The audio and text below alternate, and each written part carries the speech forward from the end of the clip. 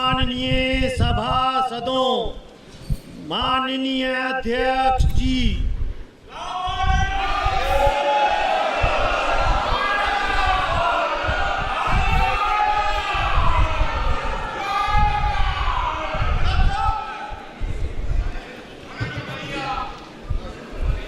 माननीय सदस्यगण,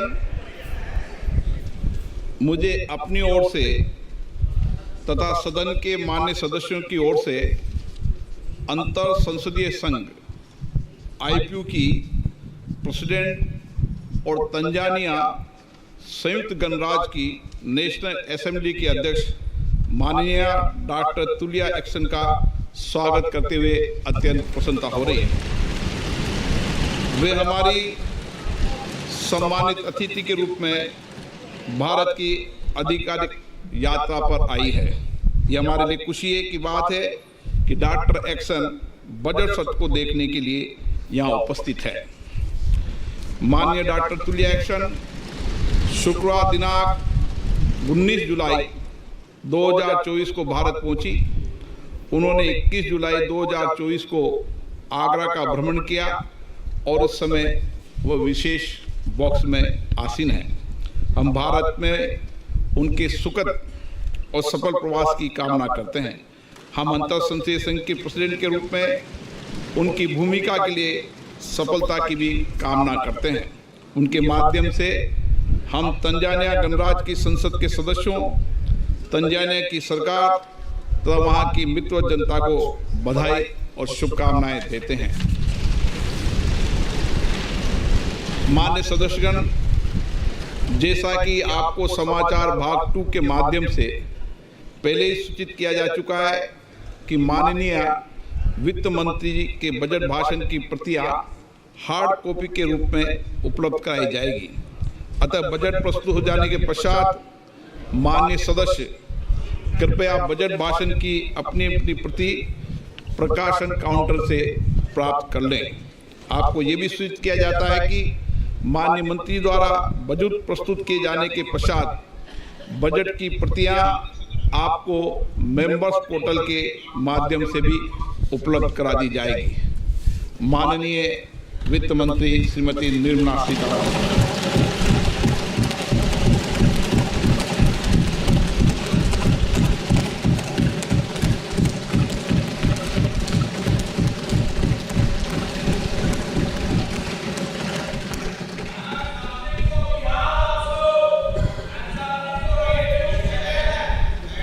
Honorable Speaker, I present the budget for 24-25.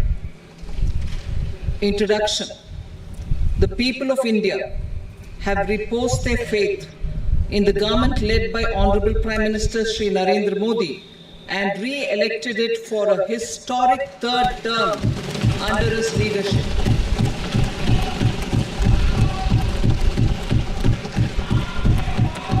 We are grateful for their support, faith, and trust in our policies. We are determined to ensure that all Indians, regardless of religion, caste, gender, and age, make substantial progress in realizing their life goals and aspirations. Global context. The global economy, while performing better than expected, is still in the grip of policy uncertainties. Elevated asset prices, political uncertainties, and shipping disruptions continue to pose significant downside risks for growth and upside risks to inflation. In this context, India's economic growth continues to be the shining exception and will remain so in the years ahead.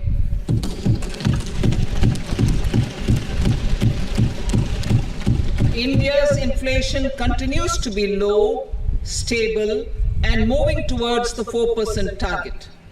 Core inflation, that is non-food and non-fuel, currently is 3.1%. Steps are being taken to ensure supplies of perishable goods reach markets adequately.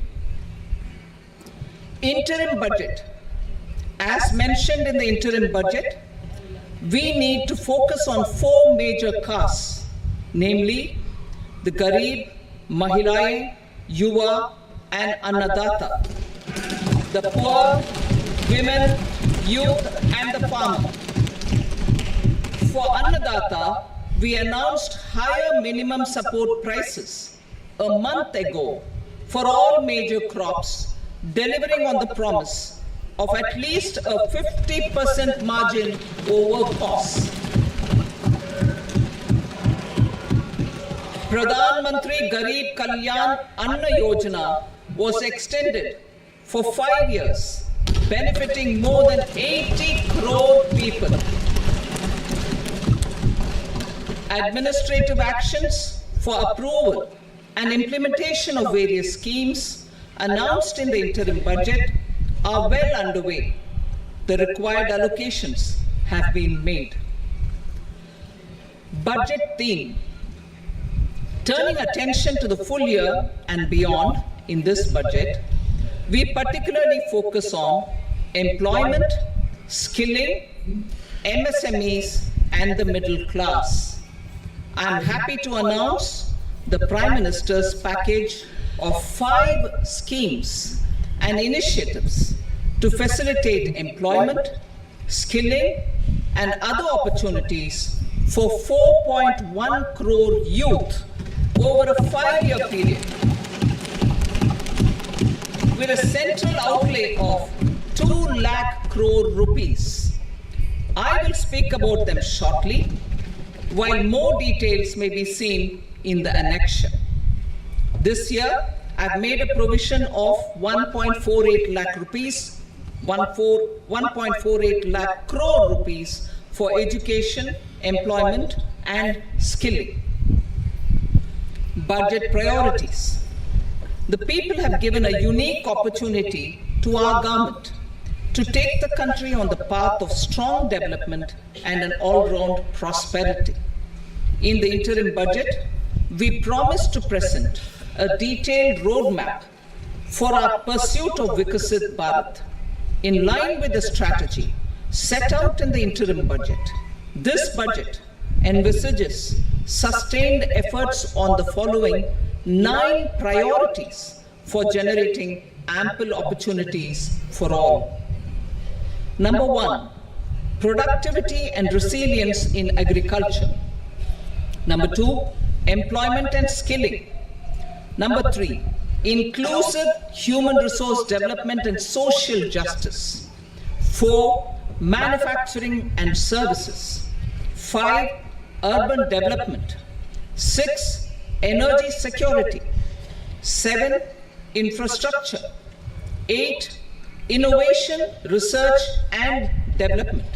And 9, next generation reforms. Subsequent budgets will build on these and add more priorities and actions.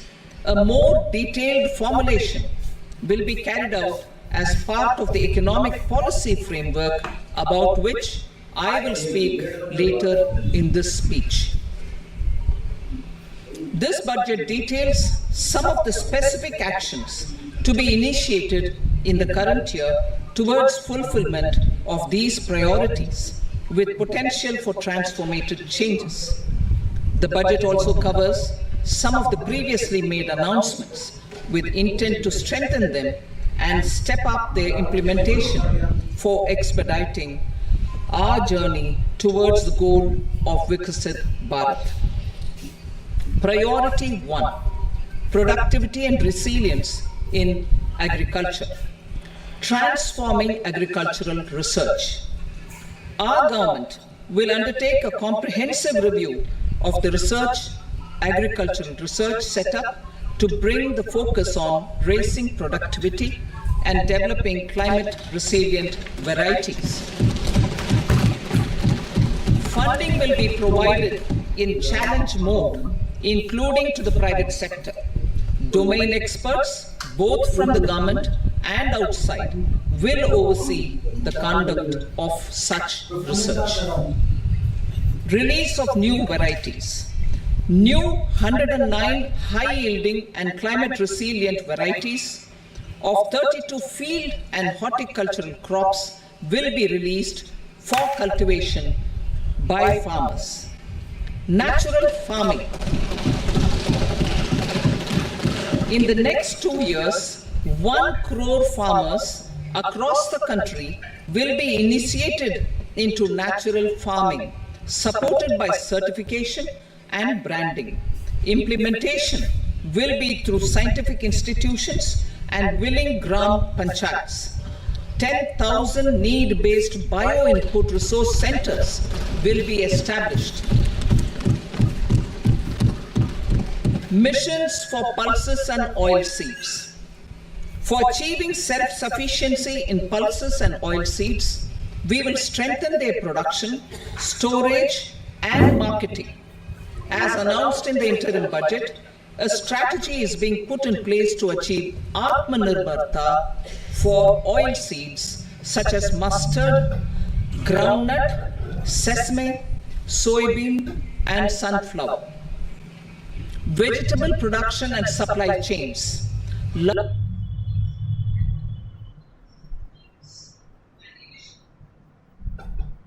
Large-scale clusters for vegetable production will be developed closer to major consumption centers. We will promote farmer-producer organizations, cooperatives, and startups for vegetable supply chains, including for collection and storage and marketing. Digital public infrastructure for agriculture.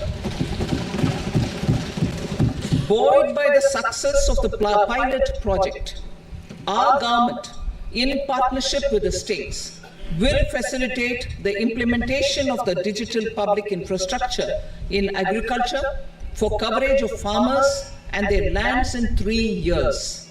During this year, digital crop survey for Kharif using the DPI will be taken up in 400 districts. The details of 6 crore farmers and their lands will be brought into the farmer and land registries. Further, the issuance of Jan Samarth based Kisan credit cards will be enabled in 5 states. Shrimp production and export. Financial support for setting up a network of nucleus breeding centers for shrimp brood stocks will be provided. Financing for shrimp farming, processing, and export will be facilitated through NABARD. National Cooperation Policy. Our government will bring out a national cooperation policy for systematic, orderly, and all-round development of the cooperative sector, fast-tracking growth of rural economy and generation of employment opportunities on a large scale will be the policy goal. This year, I have made a provision of 1.52 lakh crore rupees for agriculture and allied sectors.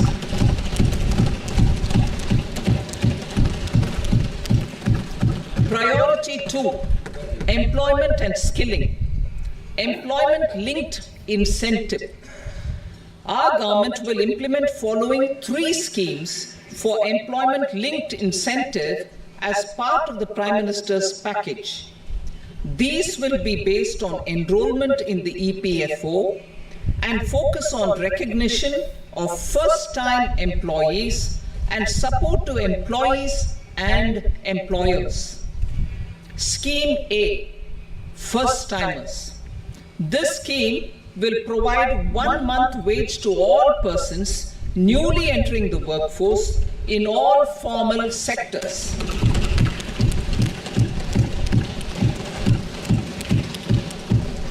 Direct benefit transfer of 1 month's salary in 3 installments to first-time employees as registered in the EPFO will be up to 15,000 rupees. The eligibility limit will be a salary of 1 lakh per month. The scheme is expected to benefit 210 lakh youths.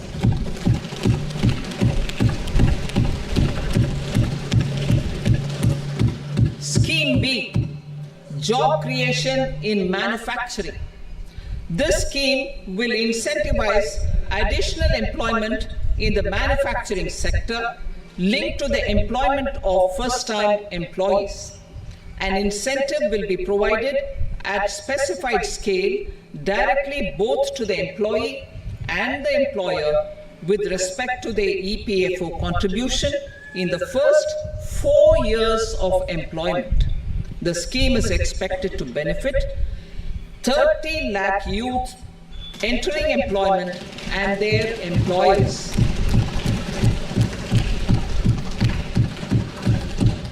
Scheme C, support to employers.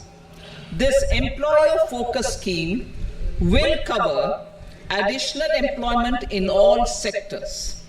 All additional employment within a salary of 1 lakh rupee per month will be counted.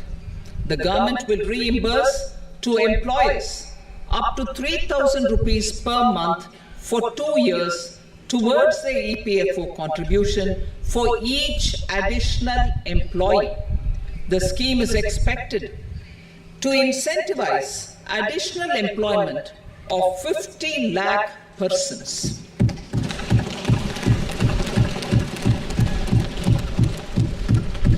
Participation of women in the workforce.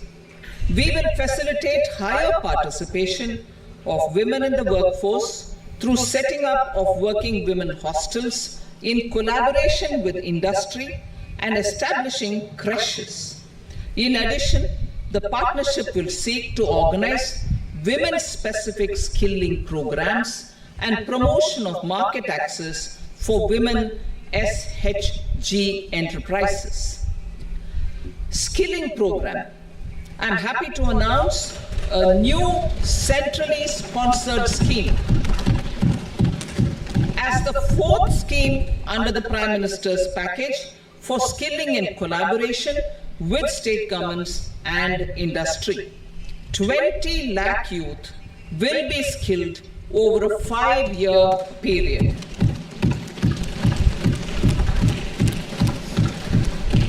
$1,000 industrial training institutes will be upgraded in hub and spoke arrangements with outcome orientation. Course content and design will be aligned to the skill needs of industry, and new courses will be introduced for emerging needs. Skilling loans.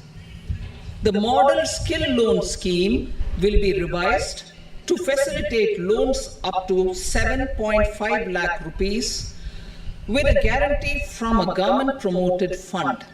This measure is expected to help 25,000 students every year.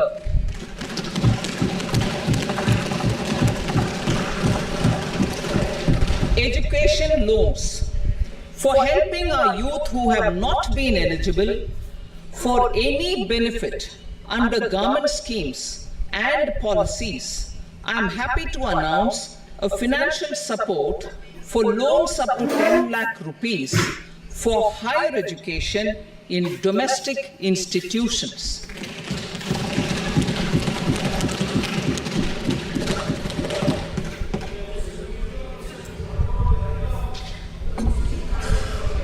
E-vouchers for this purpose. E-vouchers for this purpose will be given directly to 1 lakh students every year for annual interest subvention of 3% of the loan amount. Priority 3, inclusive human resource development and social justice, saturation approach. Our government is committed to all-round, all-pervasive and all-inclusive development of people, particularly farmers, youth, women, and the poor. For achieving social justice comprehensively, the saturation approach of covering all eligible people through various programs, including those for education and health, will be adopted to empower them by improving their capabilities. Implementation of schemes meant for supporting economic activities by craftsmen, artisans, self-help groups, scheduled caste, scheduled tribe, and women entrepreneurs and street vendors such as the PM Vishwakarma, PM Swanidhi, National Livelihood Missions, and Stand Up India will be stepped up. Purvodaya. The states in the eastern part of the country are rich in endowments and have strong cultural traditions.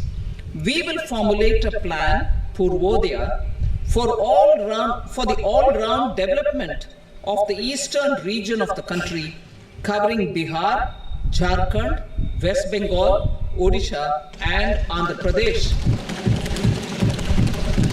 This will cover human resource development, infrastructure, and generation of economic opportunities to make the region an engine to attain Vikasit Bharat. On the Amritsar-Kolkata Industrial Corridor, we will support development of an industrial node at Gaya. This corridor will catalyze industrial development of the eastern region. The industrial node at Gaya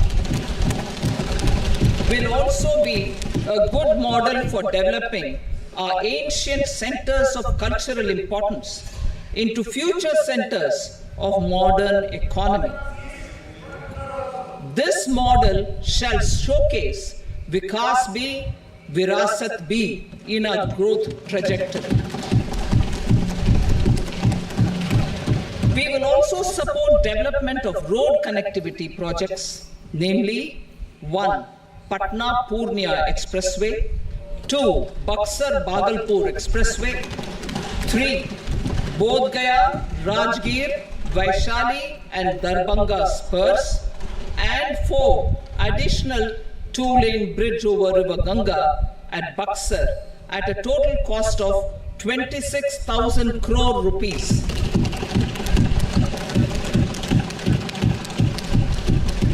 Power projects, including setting up of a new 2,400 megawatt power plant at Pir Painti, will be taken up at a cost of 21,400 crore rupees. New airports, medical colleges, and sports infrastructure in Bihar will be constructed. An additional allocation to support capital investments will be provided. The requests of Bihar government for external assistance from multilateral development banks will be expedited.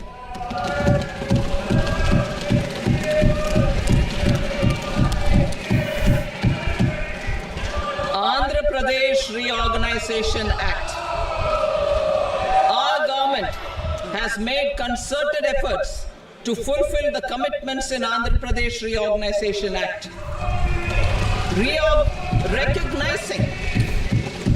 Recognizing the state's need for the capital, recognizing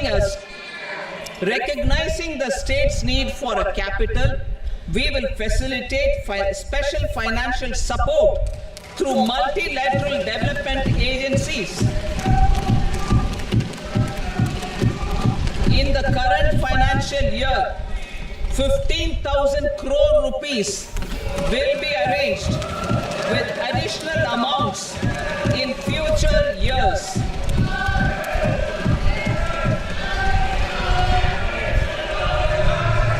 Our government is fully committed to financing and early completion of the Polavaram irrigation project, which is the lifeline for Andhra Pradesh and its farmers. This will facilitate our country's food security as well. Under the Act, Andhra Pradesh Reorganization Act, For promoting industrial development, funds will be provided for essential infrastructure such as water, power, railways, and roads in Kopparthi Node on the Visakhapatnam-Chennai Industrial Corridor and Varavakal Node on the Hyderabad-Bengaluru Industrial Corridor. An additional allocation will be provided this year towards capital investment for economic growth. Grants for backward regions of Rayalaseema, Prakasham, North Coastal Andhra, as stated in the Act, will be provided. PM Awas Yojana. 3 crore additional houses under the PM Awas Yojana in rural and urban areas in the country will have been announced, for which the necessary allocations are being made. Women-led development. For promoting women-led development, the budget carries an allocation of more than 3 lakh crore for schemes benefiting women and girls. This signals our government's commitment for enhancing women's role in economic development. Pradhan Mantri Janjatiya Unnat Gram Abhiyan. For improving the socio-economic condition of tribal communities, we will launch the Pradhan Mantri Janjatiya Unnat Gram Abhiyan by adopting saturation coverage for tribal families in tribal majority villages and aspirational districts.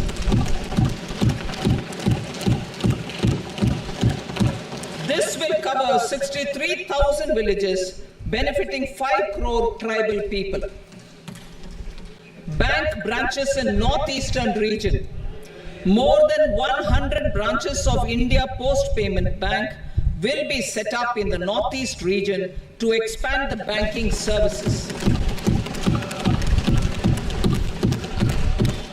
This year, I have made a provision of 2.66 lakh crore rupees for rural development, including rural infrastructure. Priority 4, manufacturing and services, support for promotion of MSMEs. This budget provides special attention to MSMEs and manufacturing, particularly labor-intensive manufacturing. We have formulated a package covering financing, regulatory changes, and technology support for MSMEs to help them grow and also compete globally, as mentioned in the interim budget. I am happy to announce the following specific measures.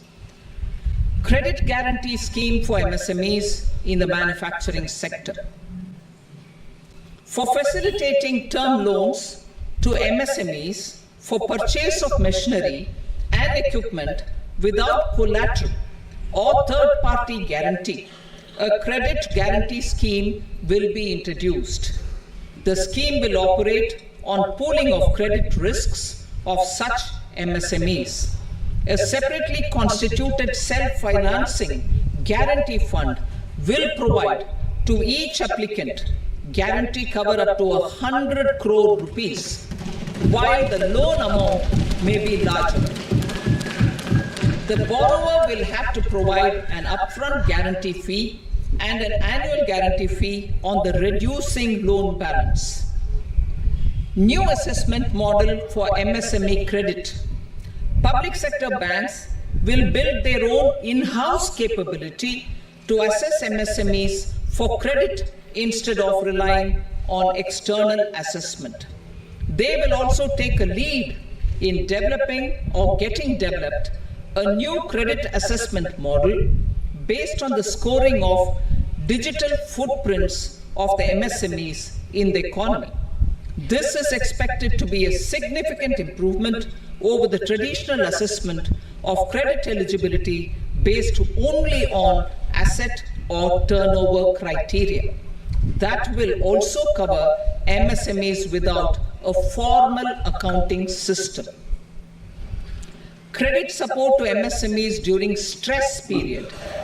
I'm happy to announce a new mechanism for facilitating continuation of bank credit to MSMEs during their stress period while being in special mention account, SMA stage, for reasons beyond their control.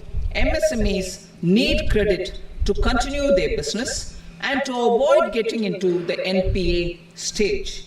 Credit availability will be supported through a guarantee from a government-promoted fund. Mudra loans.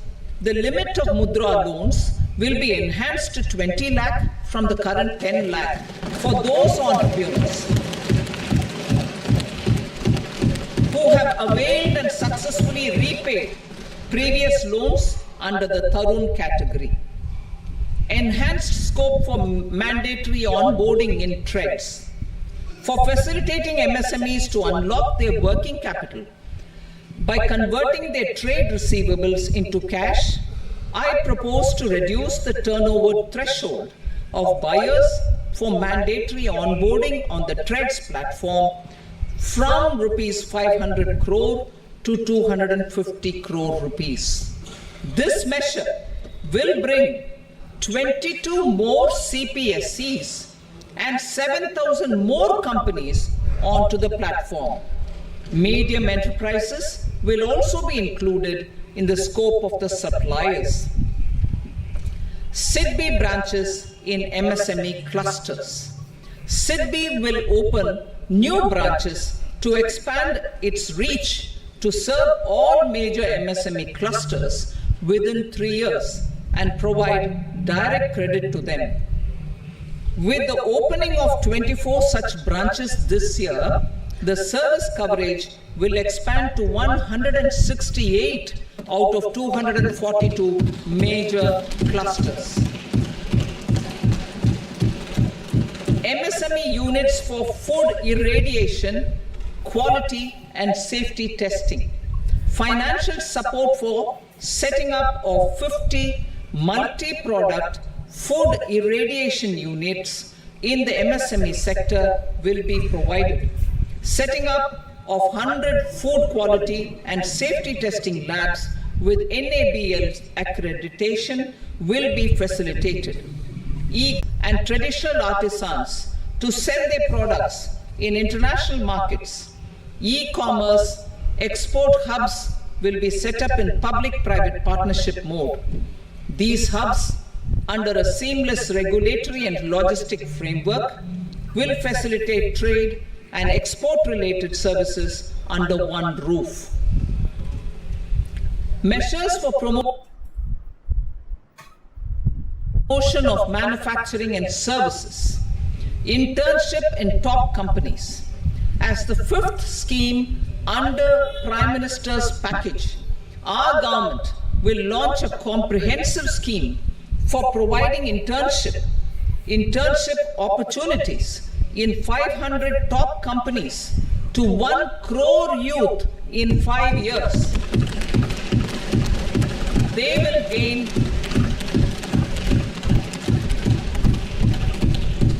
will gain exposure for 12 months to real-life business environment, varied professions, and employment opportunities. An internship allowance of 5,000 per month, 5,000 rupees per month, along with a one-time assistance of 6,000 rupees will be provided. Companies will be expected to bear the training cost and 10% of their internship cost from their CSR funds. Industrial parks.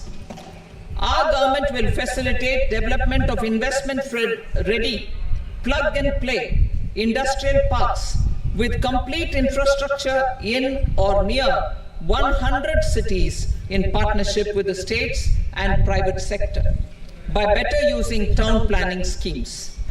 12 industrial parks under the National Industrial Corridor Development Program also will be sanctioned.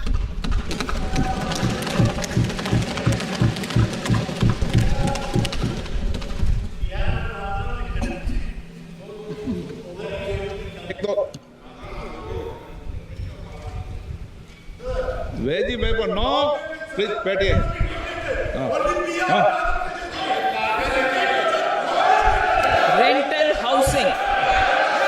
rental housing with dormitory type accommodation for industrial workers will be just 1 minute. Rental housing, I repeat, rental housing with dormitory type accommodation for industrial workers will be facilitated in PPP mode with VGF support and commitment from anchor industries. Shipping industry, ownership, leasing and flagging reforms will be implemented to improve the share of Indian shipping industry and generate more employment. Critical mineral mission. We will set up a critical mineral mission for domestic production, recycling of critical minerals and overseas acquisition of critical mineral assets. Its mandate will include technology development, skilled workforce, extended producer responsibility framework, and a suitable financing mechanism. Offshore mining of minerals. Our government will launch the auction of the first tranche of offshore blocks for mining, building on the exploration already carried out. Digital public infrastructure applications. Turning to the services sector, I propose development of DPI applications at population scale for productivity gains, business opportunities, and innovation by the private sector. These are planned in the areas of credit, e-commerce, education, health, law and justice, logistics, MSME service delivery, and urban governance. Integrated technology platform for IBC ecosystem. An integrated technology platform will be set up for improving the outcomes under the Insolvency Bankruptcy Code for achieving consistency, transparency, timely processing, and better oversight for all stakeholders. Voluntary closure of LLPs. The services of the Center for Processing Accelerated Corporate Exit, CPACE, will be extended for voluntary closure of LLPs to reduce the closure times. National Company Law Tribunals. The IBC has resolved more than 1,000 companies, resulting in direct recovery of 3.3 lakh crore to creditors. 3.3 lakh crore rupees to creditors. In addition, 28,000 cases involving over 10 lakh crore rupees have been disposed of even prior to admission. Appropriate changes to the IBC, reforms and strengthening of the tribunal and appellate tribunals will be initiated to speed up insolvency resolution. Additional tribunals will be established. Out of those, some will be notified to decide cases exclusively under the Companies Act. Debt recovery.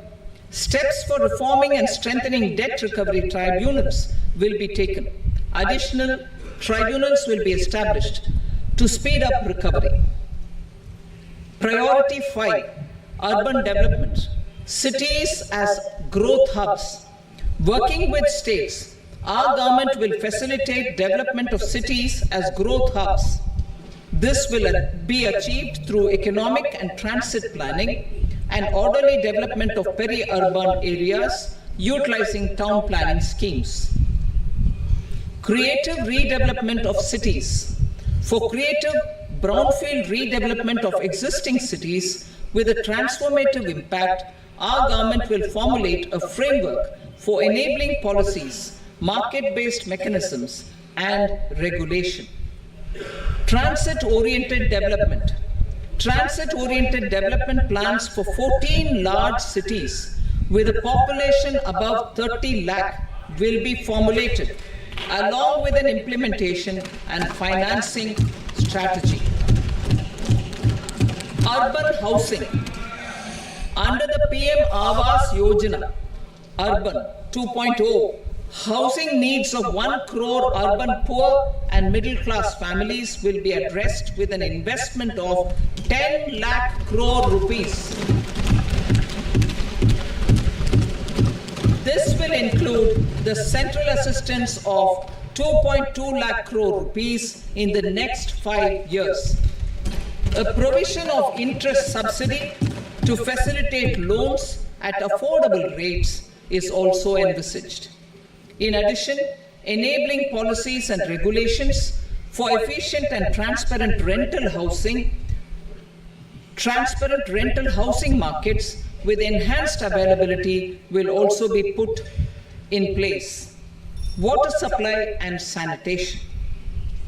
In partnership with state governments and multilateral development banks, we will promote water supply, sewage treatments, and solid waste management projects and services for 100 large cities through bankable projects. These projects will also envisage use of treated water for irrigation and filling up of tanks in nearby areas. Street markets. Building on the success of PM Swanidhi scheme in transforming the lives of street vendors, our government envisions a scheme to support each year over the next 5 years the development of 100 weekly hearts or street food hubs in select cities. Stamp duty. We will encourage states which continue to charge high stamp duty to moderate the rates for all and also consider further lowering duties for properties purchased by women. This reform will be made an essential component of urban development schemes. Priority 6, energy security, energy transition. In the interim budget, I had announced our strategy to sustain high and more resource efficient economic growth, along with the energy security in terms of availability, accessibility, and affordability. We will bring out a policy document on appropriate energy transition pathways that balances the imperatives of employment, growth, and environmental sustainability. PM Surya Ghar Muft Bijli Yojana. PM Surya Ghar Muft Bijli Yojana. In line with the announcement in the interim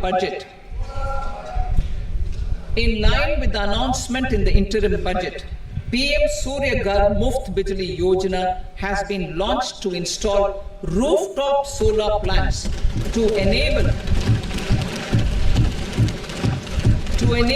1 crore households obtain free electricity up to 300 units every month.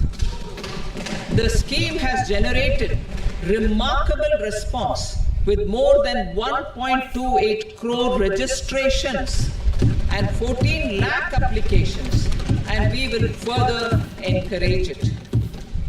Pumped storage policy. A policy for promoting pumped storage projects will be brought out for electricity storage and facilitating smooth integration of the growing share of renewable energy with its variable and intermittent nature in the overall energy mix. Research and development of small and modular nuclear reactors.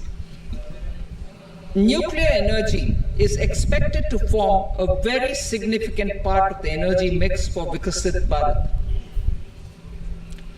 Towards that pursuit, our government will partner with the private sector for 1. Setting up Bharat Small Reactors. 2. Research and development of Bharat Small Modular Reactor. And 3. Research and development of newer technologies for nuclear energy. The R&D funding announced in the interim budget will be made available for this sector also. Advanced ultra supercritical thermal power plants. the development of indigenous technology for advanced ultra-supercritical thermal power plants with much higher efficiency has been completed. A joint venture between NTPC and BHEL will set up a full-scale 800 megawatt commercial plant using AUSC technology. The government will provide the required fiscal support.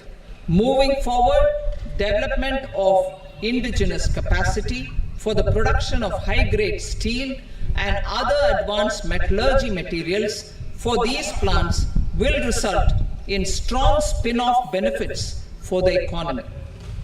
Roadmap for hard-to-abate industries.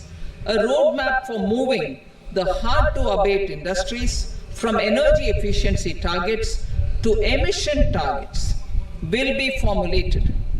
Appropriate regulations for transition of these industries from the current perform, achieve and trade mode to Indian carbon market mode will be put in place. Support to traditional micro and small industries. An investment-grade energy audit of traditional micro and small industries in 60 clusters, including brass and ceramic, will be facilitated. Financial support will be provided for shifting them to cleaner forms of energy and implementation of energy efficiency measures. The scheme will be replicated in another 100 clusters in the next phase. Priority 7, infrastructure investment by central government. Significant investment the central government has made over the years in building and improving infrastructure has had a strong multiplier effect on the economy. We will endeavor to maintain strong fiscal support for infrastructure over the next 5 years in conjunction with imperatives of other priorities and fiscal consolidation. This year, I have provided 11,11,111 crore rupees for capital expenditure.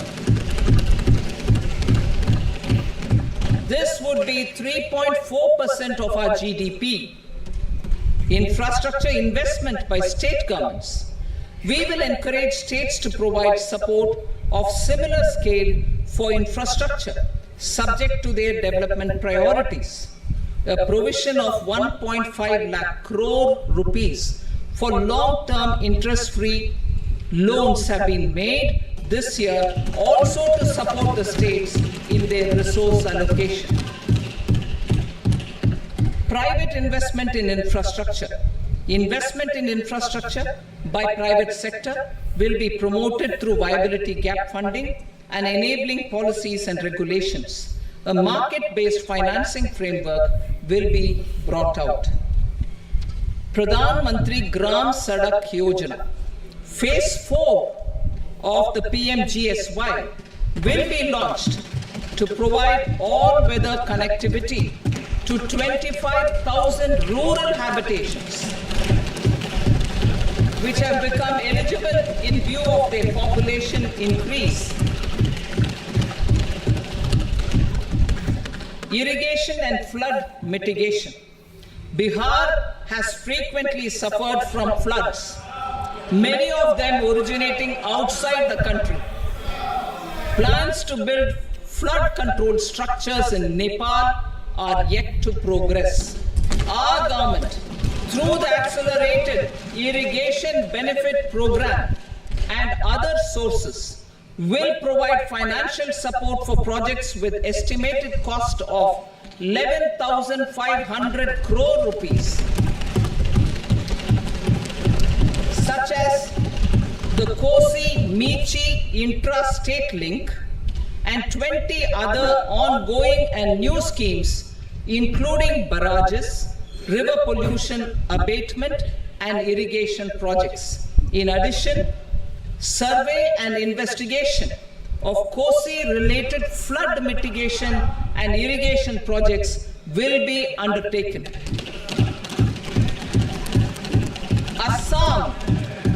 Assam grapples with floods every year by the Brahmaputra River and its tributaries originating outside India.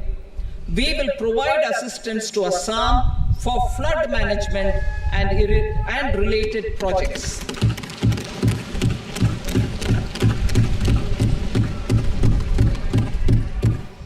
Himachal Pradesh suffered extensive losses due to floods last year. Our government will provide assistance to the state for reconstruction and rehabilitation through multilateral development assistance.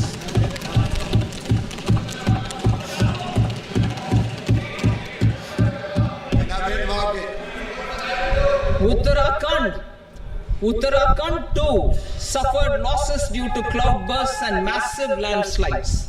We will provide assistance to the state. Recently, Sikkim witnessed devastating flash floods and landslides that wreaked havoc across the state. Our government will provide assistance to the state. Tourism has always been a part of our civilization. Our efforts in positioning India as a global tourist destination will also create jobs, stimulate investments, and unlock economic opportunities for other sectors. In addition to the measures outlined in the interim budget, I propose the following measures. Vishnupad Temple at Gaya and Mahabodhi Temple at Bodh Gaya in Bihar are of immense spiritual significance. Comprehensive development of Vishnupad Temple Corridor and Mahabodhi Temple Corridor will be supported, modeled on the successful Kashi Vishwanath Temple Corridor to transform them into world-class pilgrim and tourist destinations. Rajgir holds immense religious significance for Hindus, Buddhists and Jains. The 20th Tirthankara Muniswarata temple in the Jain temple complex is ancient. The Saptarishi or the 7 hot springs form a warm water Brahmkund that is sacred. A comprehensive development initiative for Rajgir will be undertaken. Our government will support the development of Nalanda as a tourist center.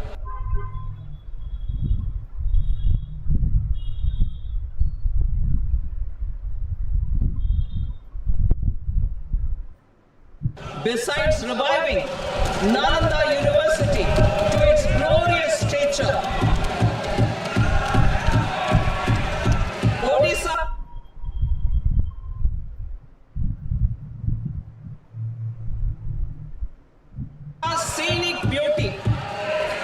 Odisha's scenic beauty, temples, monuments, craftsmanship, wildlife sanctuaries, natural landscapes, and pristine beaches make it an ultimate tourism destination.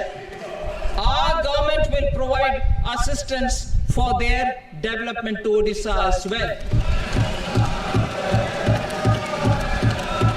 Priority 8, innovation, research and development.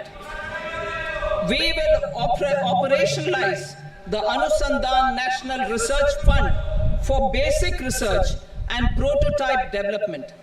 Further, we will set up a mechanism for spurring private sector driven research and innovation at commercial scale with a financing pool of 1 lakh crore rupees in line with the announcement in the interim budget.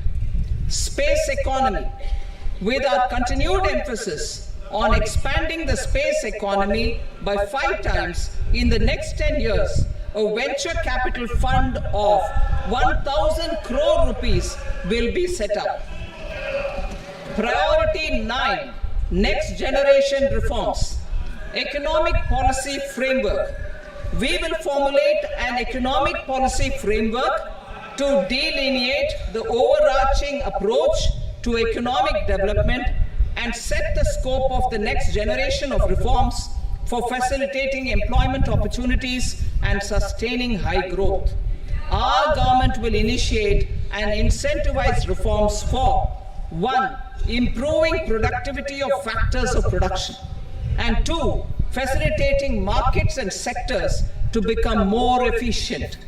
These reforms will cover all factors of production, namely land, labor, capital, and entrepreneurship, and technology as an enabler of improving total factor productivity and bridging inequality. Effective implementation of several of these reforms requires collaboration between the center and the states and building consensus as development of the country lies in development of the states. For promoting competitive federalism and incentivizing states for faster implementation of reforms, I propose to earmark a significant part of the 50-year interest-free loan. Working with the states, we will initiate the following reforms.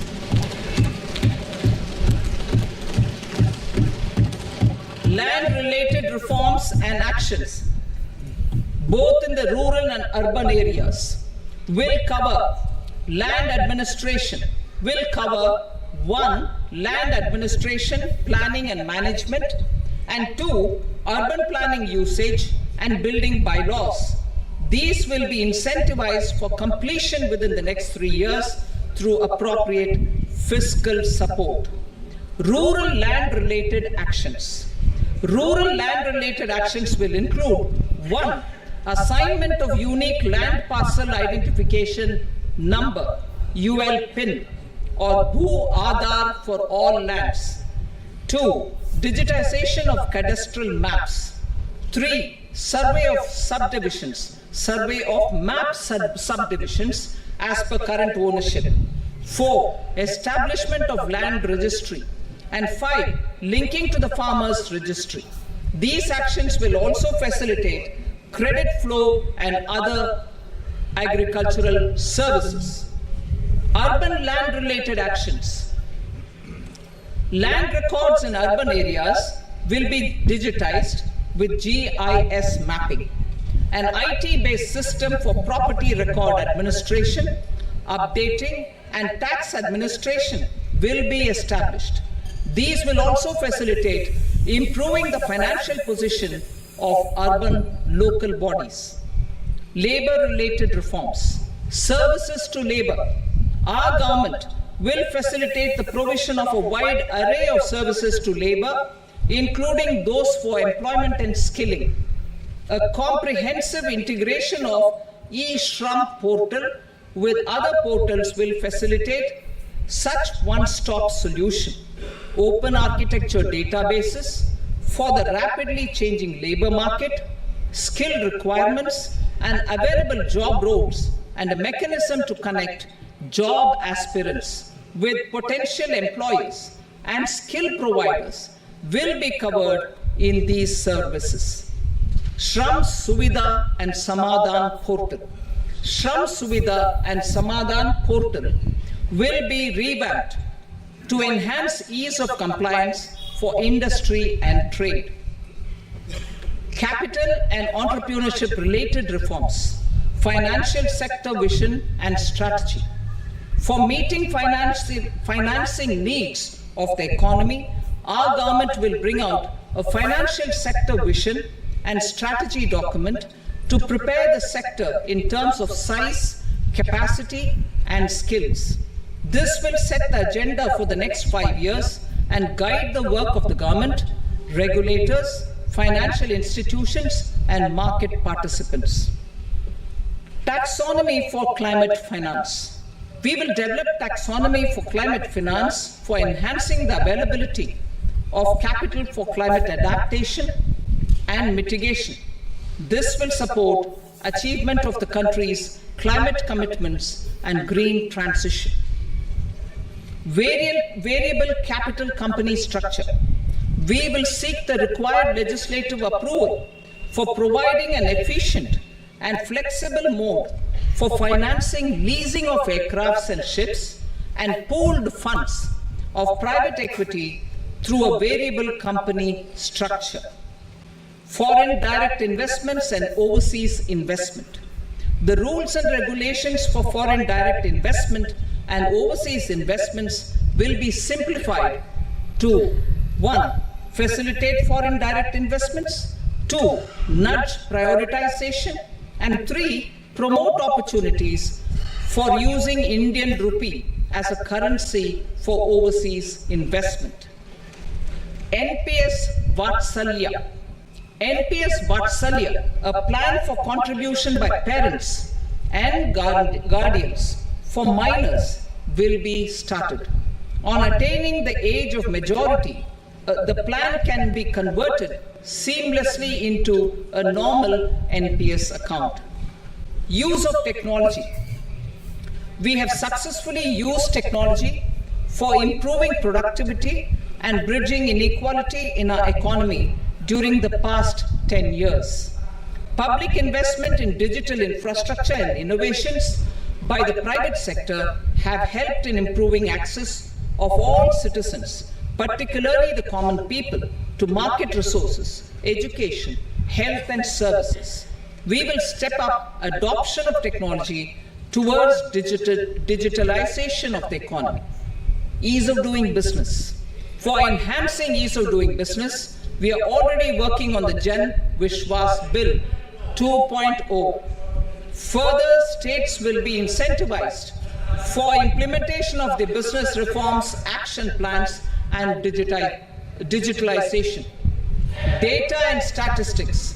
For improving data governance, collection, processing and management of data and statistics, different sectoral databases, including those established under the Digital India Mission, will be utilized with active use of technology tools. New pension scheme. The committee to review the NPS has made considerable progress in its work. I'm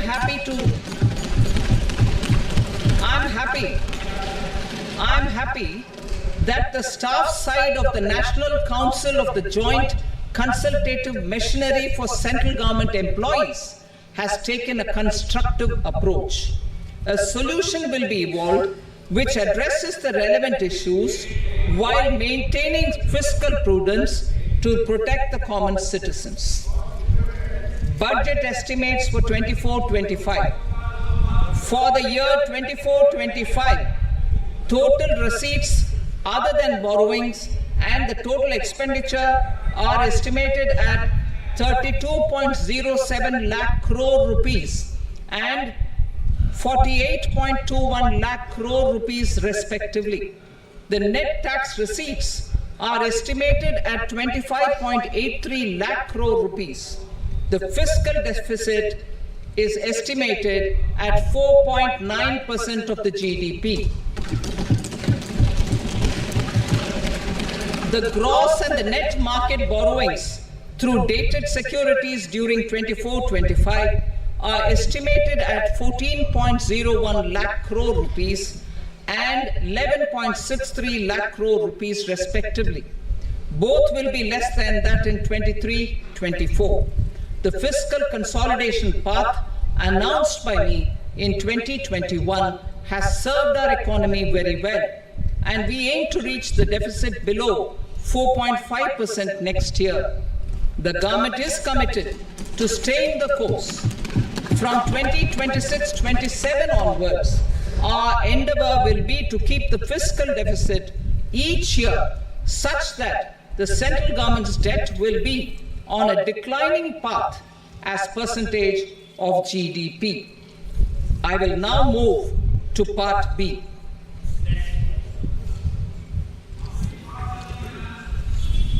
Indirect taxes. Sir, I start with GST.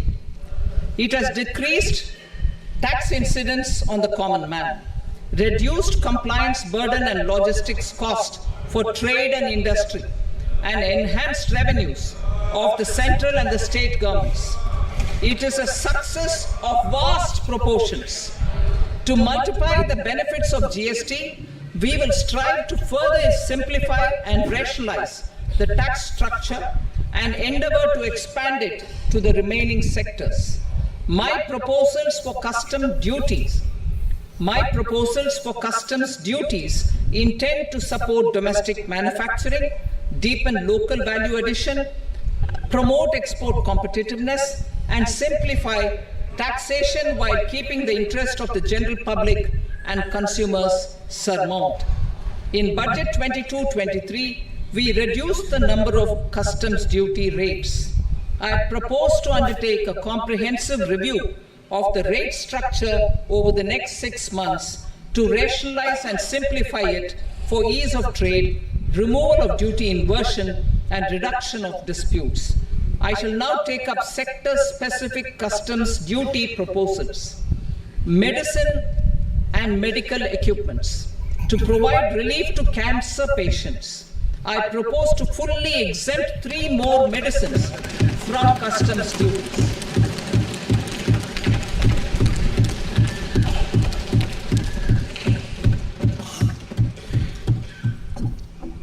I also propose changes in the BCD on X-ray tubes and flat panel detectors for use in medical X-ray machines under the phased manufacturing program so as to synchronize them with the domestic capacity addition.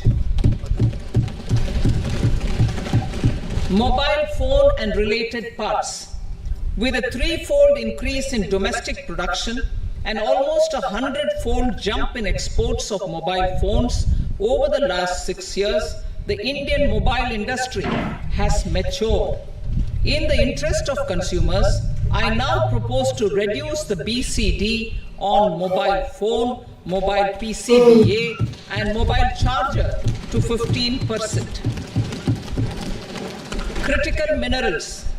Minerals such as lithium, copper, cobalt, and rare earth elements are critical for sectors like nuclear energy, renewable energy, space, defense, telecommunications, and high-tech electronics. I propose to fully exempt customs duties on 25 critical minerals and reduce BCD on 2 of them. This will provide a major fillip to the processing and refining of such minerals and help secure their availability for these strategic and important sectors. Solar energy. Energy transition is critical in the fight against climate change. To support energy transition, I propose to expand the list of exempted capital goods for use in the manufacture of solar cells and panels in the country. Further, in view of sufficient domestic manufacturing capacity of solar gas, glass, and tinned copper interconnect, I propose not to extend the exemption of custom duties provided to them. Marine products.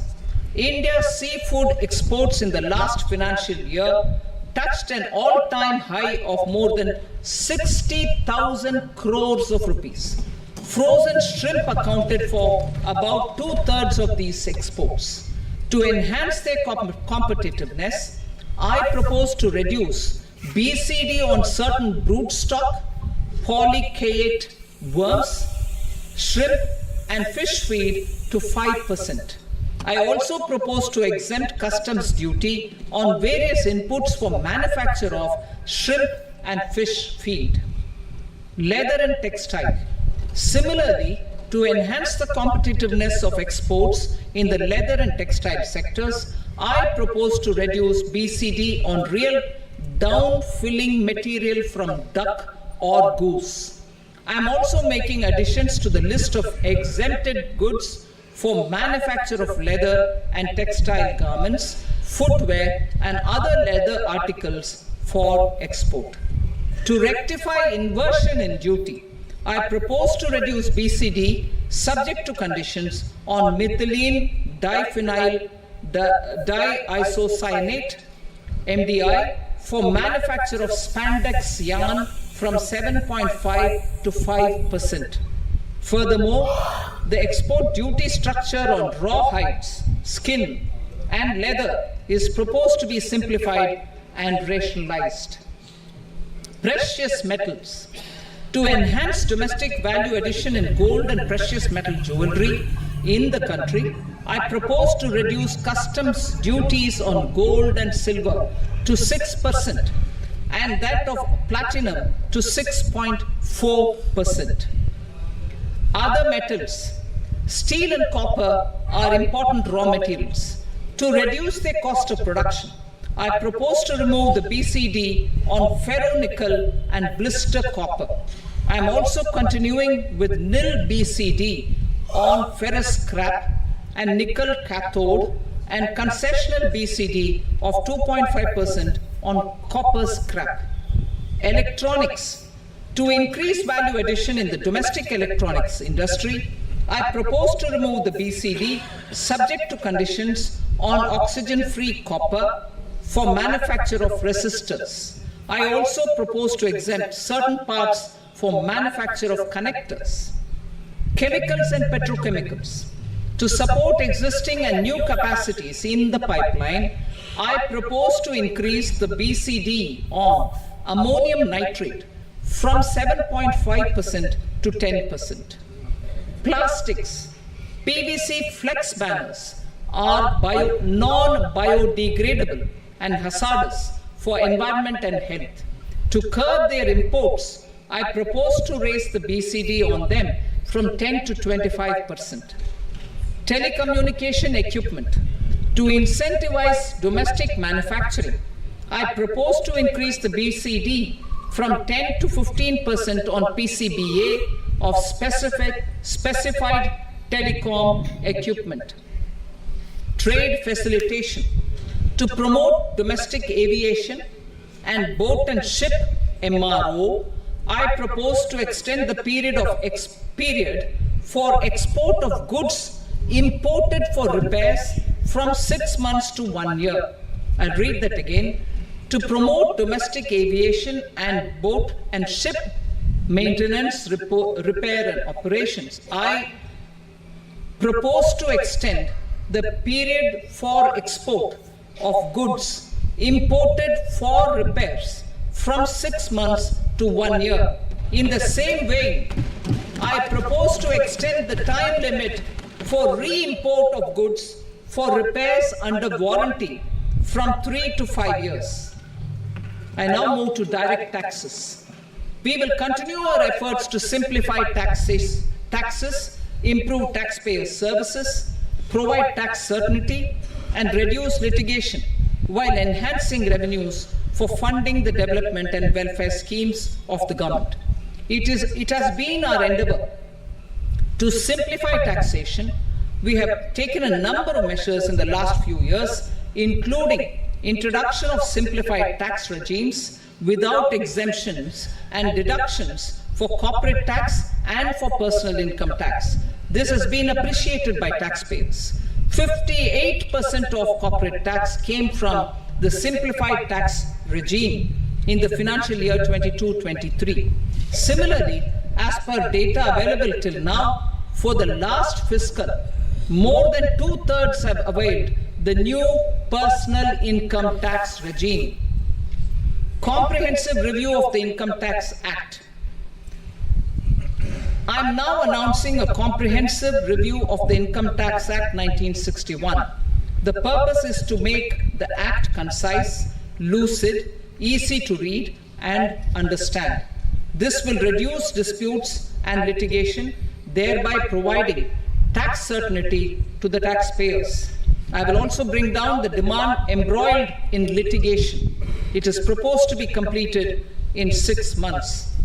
A beginning is being made in the finance bill by simplifying the tax regime for charities, tedious rate structures, provisions of reassessment and search provisions, and capital gains taxation. Simplification for charities and TDS. Two tax exemption regimes. The two tax exemption regimes for charities are proposed to be merged into one. The 5% TDS rate on many payments is being merged into the 2% TDS rate, and the 20% TDS rate on repurchase of units by mutual funds or UTI is being withdrawn. TDS rate on e-commerce operators is proposed to be reduced from 1 to 0.1%. Moreover, credit of TCS is proposed to be given in the TDS to be deducted on salary. Further, I propose to decriminalize delay for payment of TDS up to the due date of filing statement for the same. I also plan to provide a standard operating procedure for TDS defaults and simplify and rationalize the compounding guidelines for such defaults. Simplification of reassessment. I propose to thoroughly simplify the provisions for reopening and reassessment. An assessment hereinafter can be reopened beyond 3 years from the end of the assessment year only if the escaped income is 50 lakh rupees or more, up to a maximum period of 5 years from the end of the assessment year.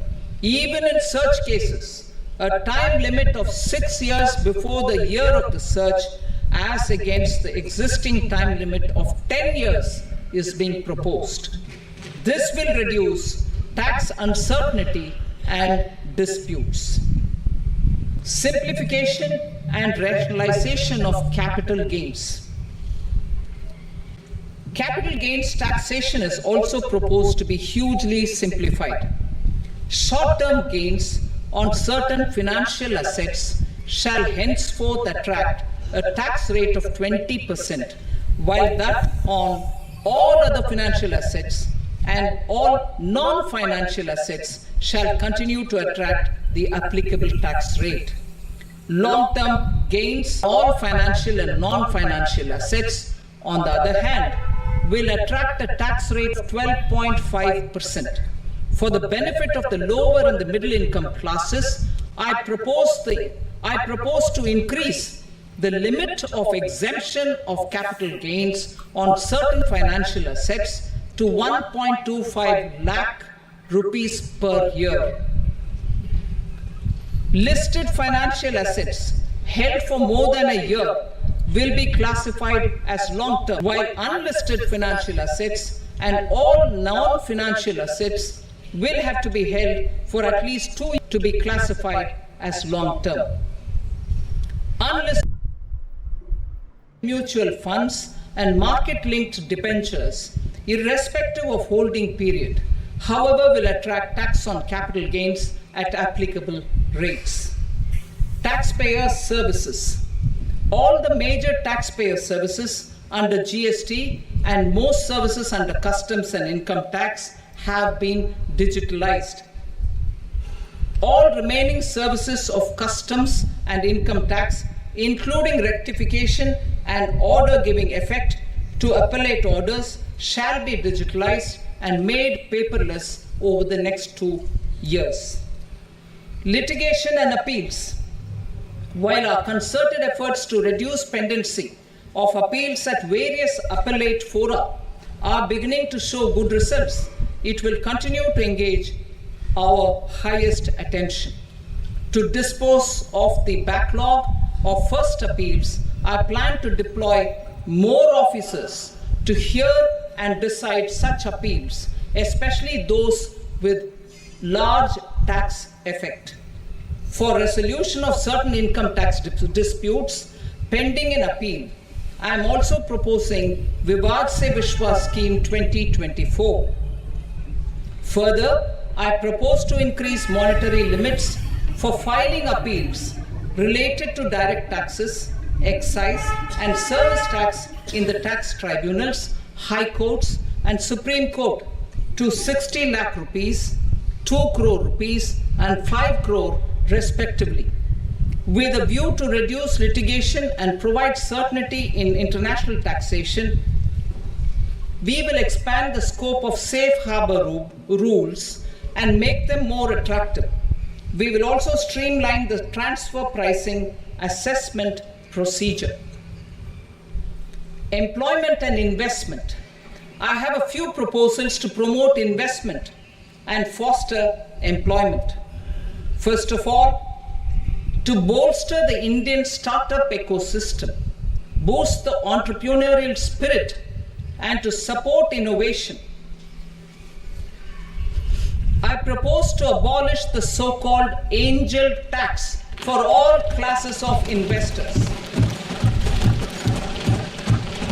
Second, there is tremendous potential for cruise tourism in India.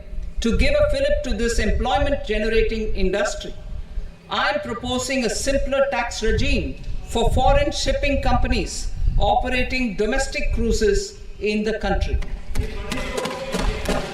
Third, India is a world leader in the diamond cutting and polishing industry, which employs a large number of skilled workers. To further promote the development of this sector, we would provide for safe harbor rates for foreign mining companies selling raw diamonds in the country. Fourth, to attract foreign capital for our development needs, I propose to reduce the corporate tax rate on foreign companies from 40 to 35%. Deepening the tax base. I have a couple of proposals for deepening the tax base. First, security transaction tax on futures and options of securities is proposed to be increased to 0.02% and 0.1% respectively. Second, for reasons of equity, I propose to tax income received on buyback of shares in the hands of recipients. Other proposals. To improve social security benefits, deduction of expenditure by employers towards NPS is proposed to be increased from 10 to 14% of the employee's salary.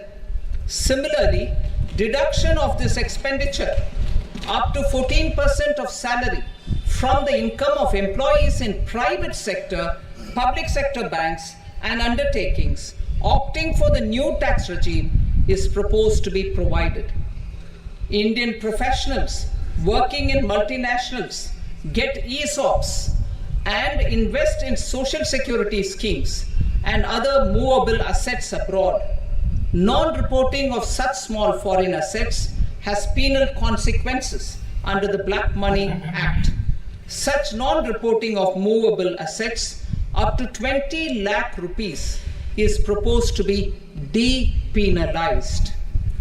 Other major proposals in the finance bill relate to withdrawal of equalization levy of 2%, expansion of tax benefits to certain funds and entities in IFSCs, and immunity from penalty and prosecution to Benamidar on full and true disclosure so as to improve conviction under the Benami Transaction Prohibition Act 1988. Personal income tax. Coming to personal income tax rates, I have two announcements to make for those opting for the new tax regime. First, the standard deduction for salaried employees is proposed to be increased from 50,000 to 75,000 rupees.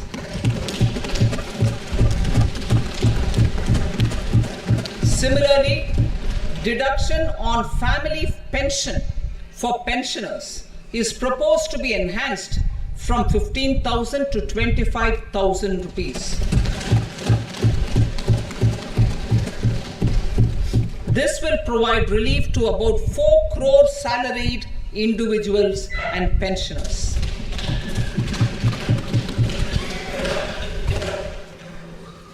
Second, in the new tax regime, the tax rate structure is proposed to be revised as follows. 0 to 3 lakh rupees, nil. 3 to 7 lakh rupees, 5%. 7 to 10 lakh rupees, 10%. 10 to 12 lakh rupees, 15%. 12 to 15 lakh rupees, 20%. And above 15 lakh rupees, 30%. As a result of these changes, a salaried employee in the new tax regime stands to save up to 17,500 rupees in income tax.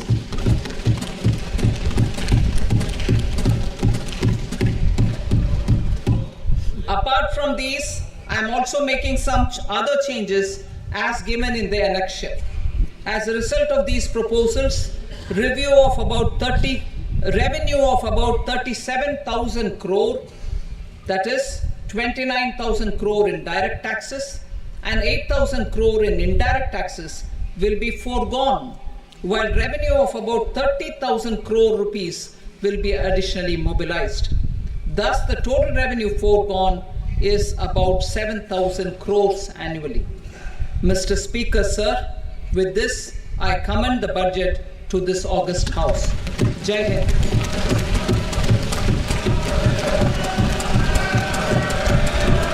Item number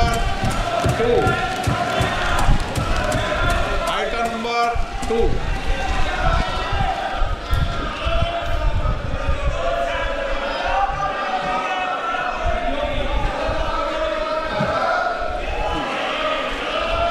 Sir, with your permission, I rise to lay on the table the following statements under Section 3 of the Fiscal Responsibility and Budget Management, FRBM Act 2003, Medium-Term Fiscal Policy cum Fiscal Policy Strategy Statement and Macroeconomic Framework Statement. Item number 3. Sir, with your permission, I rise to move for leave to introduce the Finance Number 2 Bill 2024. प्रश्न ये कि विधेयक को पुनर्स्थापित करने की अनुमति प्रदान की जाए। जो सदस्य इसके पक्ष में हाँ के, जो सदस्य विरोध में ना के, मेरे विचार में निर्णय हाँ वालों के पक्ष व अनुमति प्रदान की जाती है। माननीय मंत्री जी, अब विधेयक पुनर्स्थापित करें। Sir, I introduce the bill. Item number 4. The Union Territory of Jammu and Kashmir budget. Sir, I rise to present a statement, Hindi and English versions, of the estimated receipts and expenditure of the Union Territory of Jammu and Kashmir for the year 24-25. सभा की कार्रवाई कल बुधवार दिनांक 24 जुलाई 2024 को प्राप्त 11 बजे तक के लिए स्थगित की जाती है।